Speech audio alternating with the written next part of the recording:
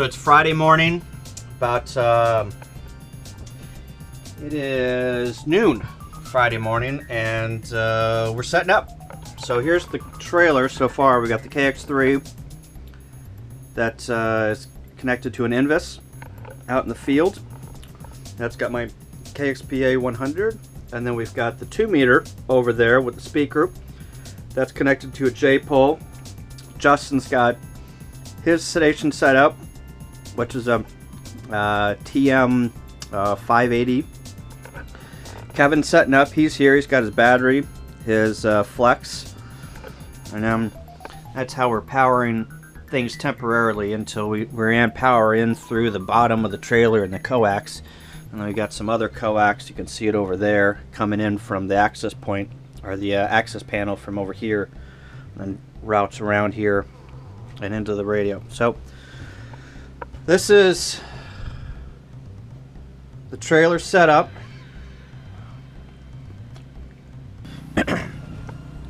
Here's our breakfast nook. We're gonna possibly cook and have some meals in here, but right now it's equipment. And here's our camp stove, griddle, and whatever that thing's called. It's Chris's generator that needs to go to the CW tent. Coax that comes in. There's the Invis way out there. Can't see if you can see it. And here's all my stuff that I need to take down, but there's Kevin over there. And we'll walk over here.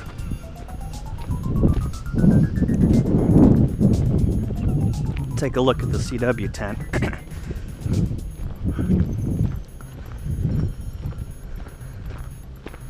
It's across the road here.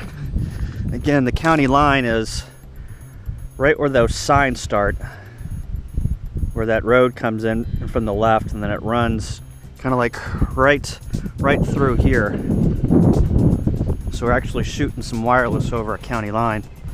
See how muddy it is. It is absolutely disgusting out here.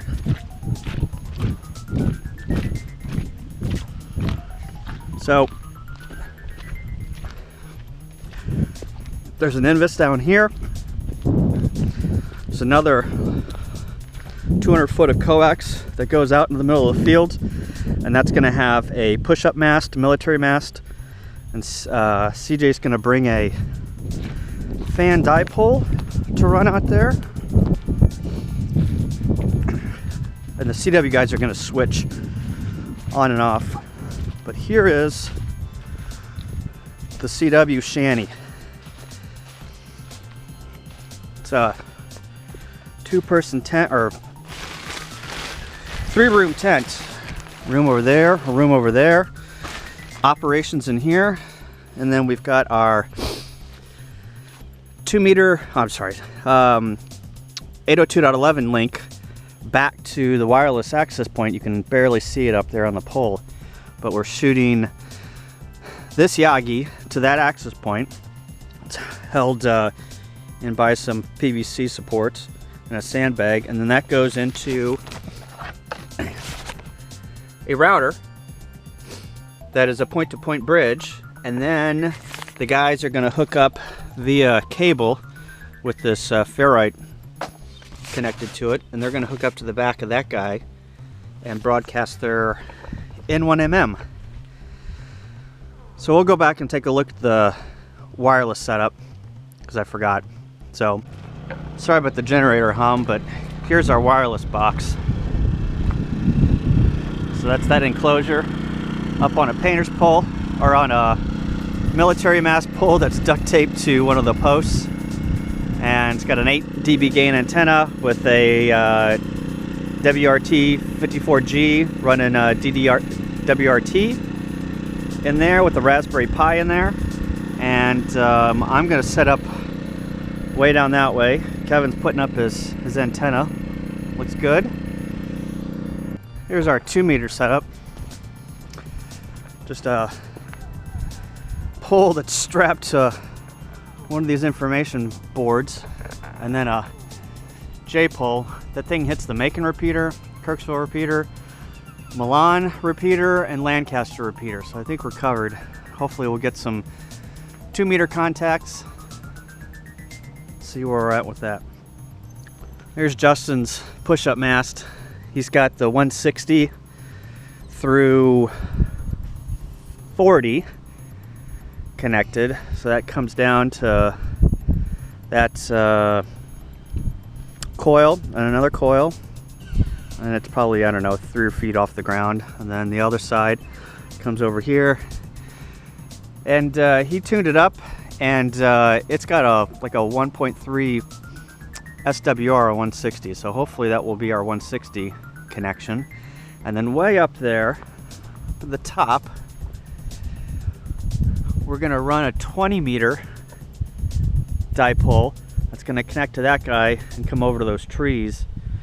And this way is north-south, so we're gonna get some east-west propagation. So that's the goal with putting a 20-meter. We just need to shoot an antenna over into those trees. About 4 o'clock Friday afternoon, and you can see Chris and Sterling made it. Still waiting on CJ. We've got Kevin's vertical over here that he's put up. Guys are down at the CW tent hanging out, but then here is my shelter. It's not 100% done, but I wanted to show you what I did. This is a Noah's tarp, rain tarp 12, I think. Yeah, Kelty Noah's tarp 12. So this is a rain fly. This is the Yagi that goes back for the 2.4 gigahertz back to the access point.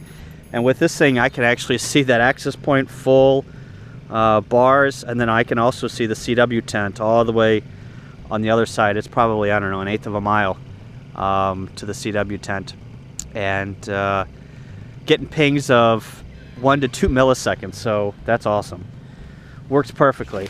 And then come in here, this is the operating station. So I've got the Flex and my contesting kit box there, sitting on one of the old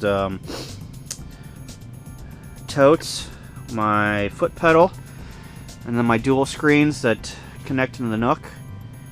And that is about it. Basic setup, but I think this ice tent is gonna work great. It's a little small, so if anyone's looking for something like this, I would get the 3-man versus the 2-man. This is the 2-man. But other than that, it works great. It is awesome. And then I just got a couple of sandbags. And then here's my Invis antenna that I built earlier this week.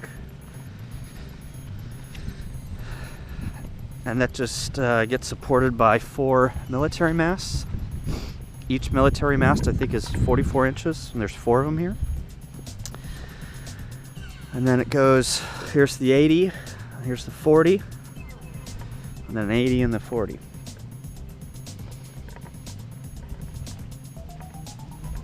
And then what I did was I built a little shelter over here for my, it's supposed to rain on Sunday. So for my generator, I just built a little lean-to, stuck it underneath there so it doesn't get totally rained on. The power cord comes into the bottom, and the great thing about those ice huts is there's no floor.